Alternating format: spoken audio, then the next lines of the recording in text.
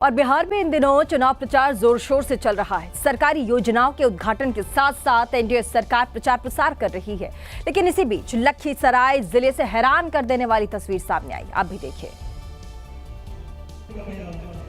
हैरान करने वाली बात यह है कि जिस कार्यक्रम में केंद्रीय मंत्री और जेडीयू नेता ललन सिंह और बिहार सरकार के मंत्री अशोक चौधरी पहुंचे थे, वहां लोगों के खाने में मटन की व्यवस्था की गई थी। सावन के महीने में मटन खिलाना नया विवाद खड़ा कर सकता है। मटन बढ़िया बना है, बहुत सुंदर। इस सावन में मटन खा रहे हैं, वो बात नहीं, हम लोग खाते हैं सब दिन। इनको देखिए पीस मिला है, पूरा दिखाइए इनको, देखिए पूरा एकदम खुश हैं। और ये जेडीयू का कार्यकर्ताओं का भोज है। जिन लोगों को मटन मिला वो तो खुश थे, लेकिन जिन्हें मटन का पीस नहीं मिला वो दूसरी पार्टी को वोट देने की बात कहने लगे। चावल लेकर बैठे हुए हैं, किस तरीके से उन्हें क्या लग रहा है? चावल है सर, लेकिन पानी का भी व्यवस्था। चावल देखिए सूख चुका है पूरा, 2 घंटा से हम लोग ऑलरेडी बैठे हुए हैं। मटन आप लोग को नहीं मिला? मटन मिल नहीं रहा है।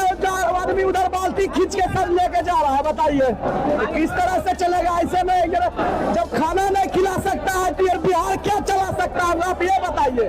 कार्यक्रम में लोगों की खचाखच भीड़ थी। महिलाएं भी बड़ी संख्या में यहाँ पहुँची थी, जिन्होंने पहले नेताओं का भाषण सुना, फिर मटन खाया। और इसी खबर को आगे बढ़ाते हुए बड़ी खबर का रुख कर लेंगे। ललन सिंह की मटन पार्टी पर अब सवाल उठ रहे हैं। आपको बता दें, लालू यादव की बेटी रोहिणी आचार्य ने कई सवाल उठाए हैं। रोहिणी यादव कहती हैं, दूसरों के खान पान पर सवाल उठाने वाले धूर्त हैं। धर्म का मर्म छिपाने वालों का दोहरा चरित्र दिख रहा है। दरअसल आपको बता दें, बिहार के लखीसराय में जदयू के नेता ललन सिंह ने चुनावी यहाँ पर मोर्चा रखा था, चुनावी जनसभा कर रहे थे और ऐसे में मटन पार्टी यहाँ पर रखी गई थी। अब इसको लेकर के सियासत भी गर्म है। ललन सिंह की मटन पार्टी पर कई सवाल उठ रहे हैं और ऐसे में लालू यादव की बेटी रोहिणी यादव ने कई सवाल उठाए।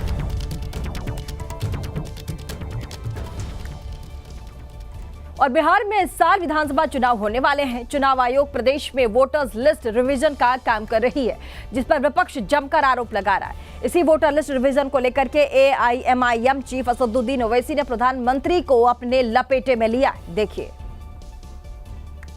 और तेलंगाना के निजामाबाद जिले की इस सभा में असदुद्दीन ओवैसी ने प्रधानमंत्री नरेंद्र मोदी पर निशाना साधा और पीएम को अपनी डिग्री दिखाने की चुनौती दी। जो मुल्क का वजीर आजम अपनी डिग्री आवाम को नहीं दिखाता, वो बिहार के गरीबों से कह रहा है कि अपना बर्थ सर्टिफिकेट दिखाओ। मैं अपनी डिग्री दिखाने को तैयार हूँ,